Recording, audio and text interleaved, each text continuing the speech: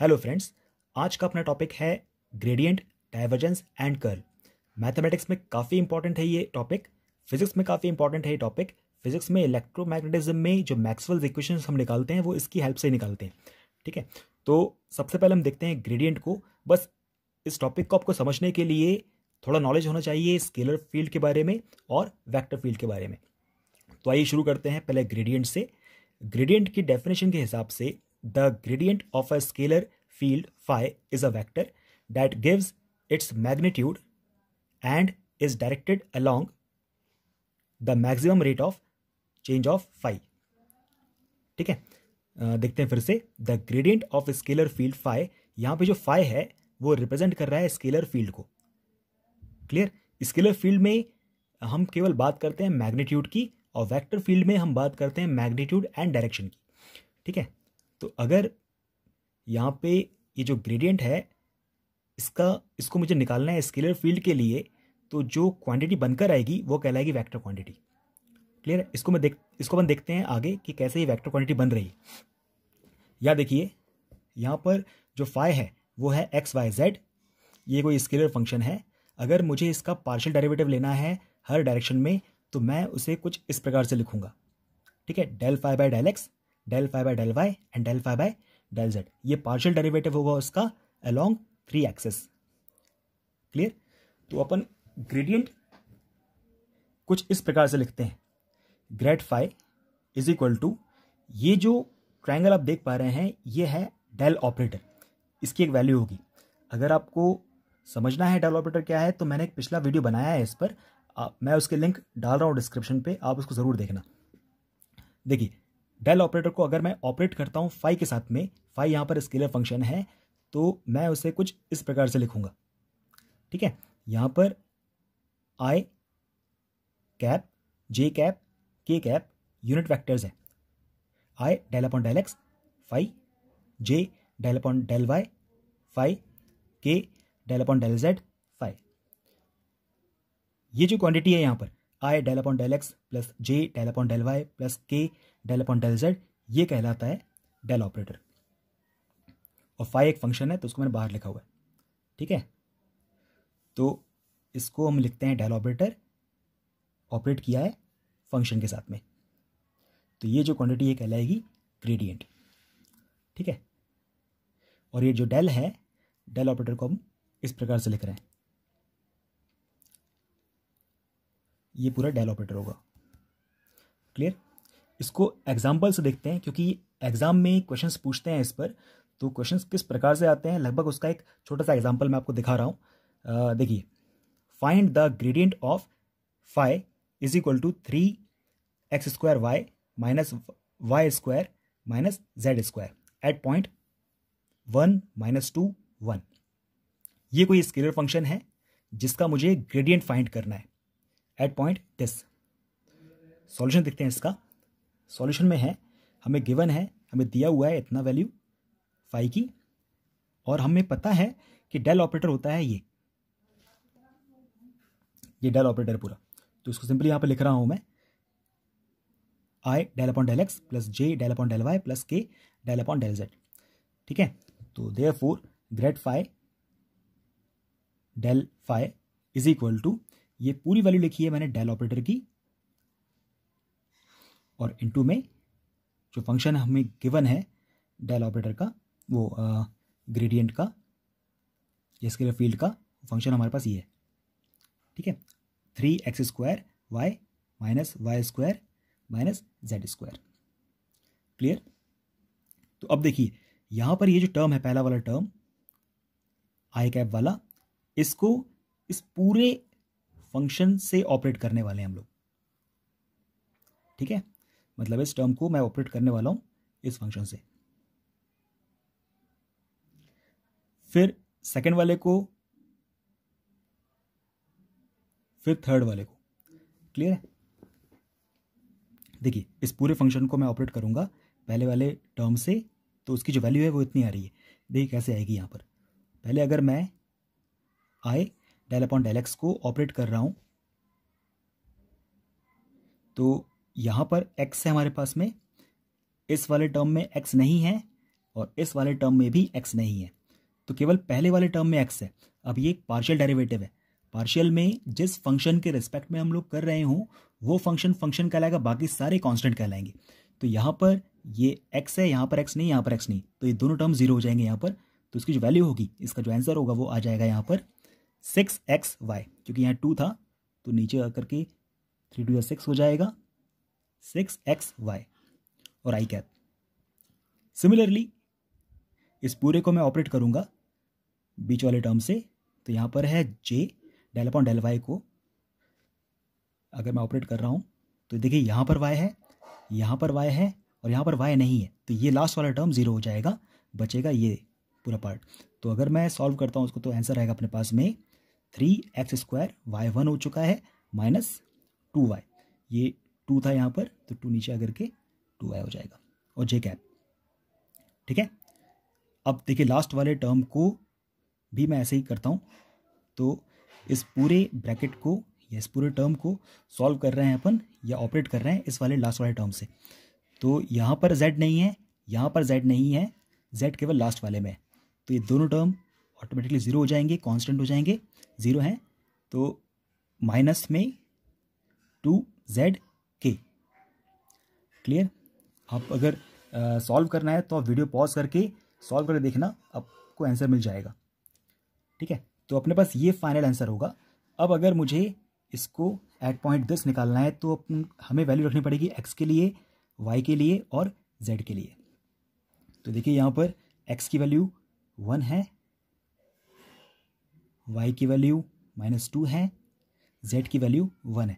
तो पहले वाले में -12 हो जाएगा, -2 यहाँ पर है, माइनस ये y की जगह पर -2 आएगा तो -12 हो जाएगा। ऐसे ही यहाँ पर x की वैल्यू 1 है, y की वैल्यू -2 है, तो -2 माइनस प्लस हो जाएगा, 2 2 4 हो जाएगा, 4 + 3 7 हो जाएगा। क्लियर? लास्ट वाले में 1 है तो 2 × 1 1 वो 2 और -2k, तो ये हो जाएगा ग्रेडियंट। तो ऐसे हम निकालते हैं किसी भी स्केलर फंक्शन का ग्रेडियंट। आइए अब हम देखते हैं डाइवर्जेंस। ठीक है, divergence of a vector field.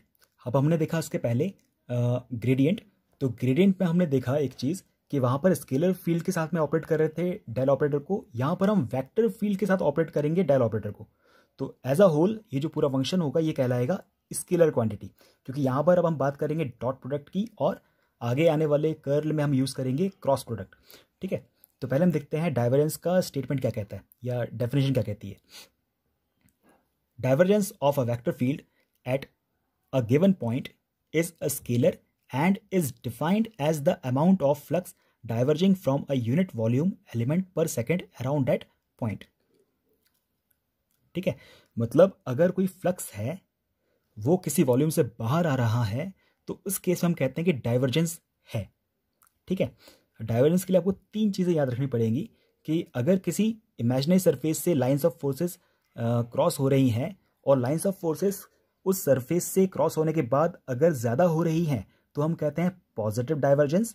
अगर लाइंस ऑफ फोर्सेस उस सरफेस से गुजरने के बाद कम हो रही हैं तो हम कहते हैं नेगेटिव डाइवर्जेंस। अगर लाइंस ऑफ फोर्सेस उस सरफेस से निकलने के बाद सेम क्वांटिटी में हैं तो हम कहेंगे जीरो डाइवर्जेंस। क्लियर? तो ये जो डेफिनेशन है, इस डेफिनेशन को मैंने मैथमेटिकली लिखा हुआ है नीचे, मैं आपको दिखा रहा हूँ। पहले हम देखते हैं इसका रिप्रेजेंटेशन कैसा होगा। ठीक है, अगर देखिए f यहाँ पर कोई एक वेक्टर क्वांटिटी है और इसका मुझे डाइवर्जेंस निकालना है, तो डाइवर्जेंस को मैं ऐसे लिखता हूँ DIV f, divergence of f is equal to, इसका रिप्रेजेंटेशन है ये डेल डॉट f। ठीक है, ये डॉट प्रोडक्ट है, मतलब कि स्केलर प्रोडक्ट है, तो ये पूरी क्वांटिटी कहलाएगी स्केलर। ठीक है, हमें डेल के बारे में पता है, डेल क्या होता है, I del upon del x, J del upon del y, K del upon del z, और हमने F को ऑपरेट किया है इस फंक्शन से, वो इस ऑपरेटर से। क्लियर? तो ये वैल्यू है डेल की, I del upon del x, J del upon del y, K del upon del z, और डॉट प्रोडक्ट के साथ में F। ठीक है, तो ये रिप्रेजेंटेशन होगा डाइवर्जेंस का। और जो स्टेटमेंट है अपना ऊपर जो लिखा है उसका जो मैथमेटिकल फॉर्म है वो ऐसा है, ठीक है। Divergence of F is equal to limit V I tends to 0, ये कोई वॉल्यूम एलिमेंट है छोटा सा, इज इक्वल टू ये जो टर्म है double integral of F D S, ये फ्लक्स है। मैथमेटिकल फॉर्म में हम फ्लक्स को ऐसे लिखते हैं, surface integral of the vector field, ठीक है, अपॉन वी आई या पर यूनिट वॉल्यूम। क्लियर है। तो ये एक डेफिनेशन है डाइवर्जेंस की, इसको भी याद रखिएगा, इसका भी न्यूमेरिकल पूछ सकते हैं एग्जाम में। क्लियर है।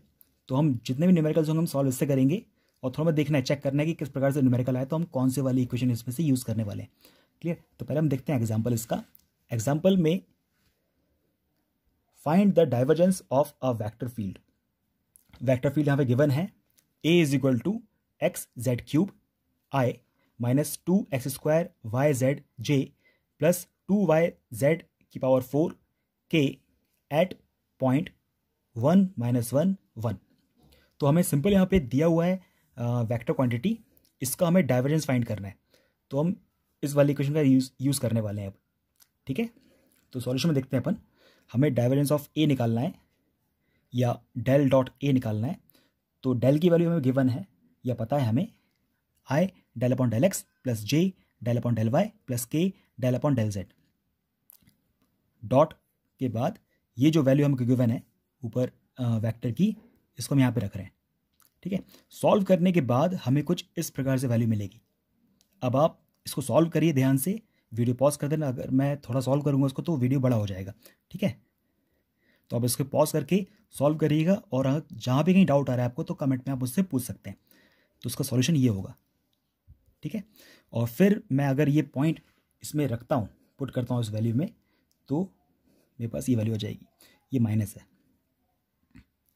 ठीक है। आंसर मेरा आएगा -9। क्लियर दोस्तों, ठीक। अब हम चलते हैं, देखते हैं कर्ल को। अब देख रहे हैं हम लोग curl of a vector field. Again divergence में जैसे हमने वेक्टर फील्ड के साथ काम किया था, वैसे हम यहाँ पर कर्ल में भी वेक्टर फील्ड के साथ में काम कर रहे हैं। कर्ल का मतलब होता है अगर किसी फील्ड में रोटेशन है तो वहाँ पर हम कर्ल को फाइंड करने वाले हैं। क्लियर है। तो देखिए इसकी डेफिनेशन या स्टेटमेंट कहता है, the curl of a vector field at any point is a vector whose magnitude is equal to the line integral per unit area, वहाँ वॉल्यूम था, यहाँ पर एरिया है, along the boundary of an infinitesimal area drawn around the point and whose direction is along the normal to this area। ठीक है। अब जो statement है इसको मैथमेटिकल फॉर्म में ऐसे लिखा हुआ है, अभी आ रहा हूं वहां पर मैं। तो पहले हम देख लें कि इसका रिप्रेजेंटेशन होता कैसा है। रिप्रेजेंटेशन में कर्ल एफ को हम ऐसे लिखते हैं, कर्ल एफ यहां पर वेक्टर फील्ड है। अगेन यहां पर डेल ऑपरेटर का इस्तेमाल कर रहे हैं हम लोग, तो डेल ऑपरेटर से ऑपरेट किया है हमने फंक्शन को, एफ को, ठीक है।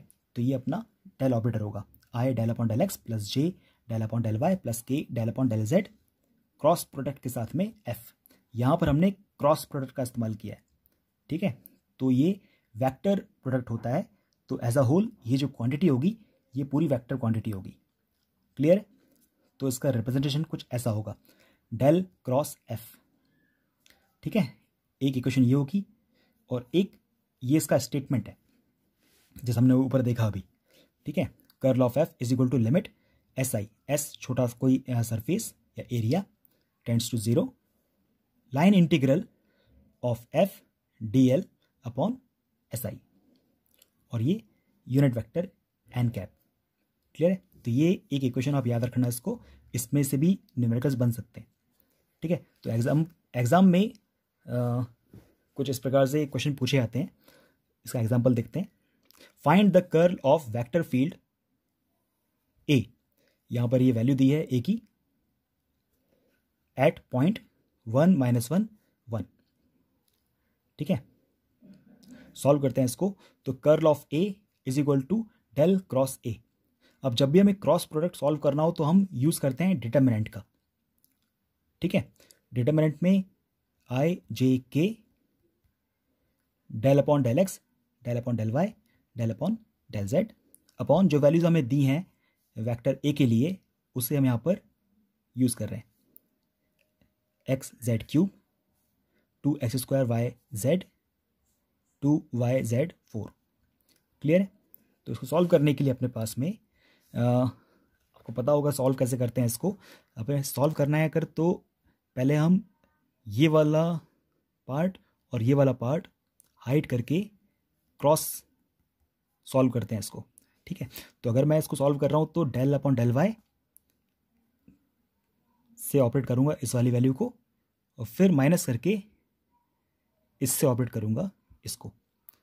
क्लियर है। देखिए यहाँ पर y है तो ये केवल 2z4 बचेगा, देख पा रहे हैं आप, ठीक। अब इसके बाद माइनस करके यहाँ पर z है तो ये हो जाएगा 2x² y। क्लियर। सिमिलरली यहाँ पर माइनस करके j का वैल्यू फाइंड करने वाले हम लोग, तो ये वाला पार्ट हाइड हो जाएगा, बाकी क्रॉस ऐसा होगा। क्लियर है। तो इसका आंसर ऐसा आएगा। सिमिलरली इसका आंसर ये आएगा क्योंकि यहाँ पर फंक्शन नहीं है। देखिए इस वाले में यहाँ देखिए यहाँ पर x कहीं नहीं है तो ये 0 हो जाएगा क्योंकि पार्शियल डेरिवेटिव कर रहे हैं हम लोग, तो ये 0 हो जाएगा। ऐसे ही लास्ट वाले में यहाँ पर y नहीं है तो ये 0 हो जाएगा। क्लियर है। तो सॉल्व करने पर कुछ ऐसी वैल्यू आएगी, ठीक है। ये वैल्यू आएगी अपनी सॉल्व करने पर, और हमें 1 -1 1 पॉइंट के लिए निकालना है तो सिंपली ऐसी वैल्यू रख दें हम लोग, तो अपना आंसर ये आएगा 4i + 3j 4k। क्लियर है। ठीक। आशा करता हूँ आप लोगों को टॉपिक समझ में आया होगा। अगर कहीं भी डाउट आ रहा है इस टॉपिक में तो आप मुझसे कमेंट में पूछ सकते हैं। थैंक यू दोस्तों।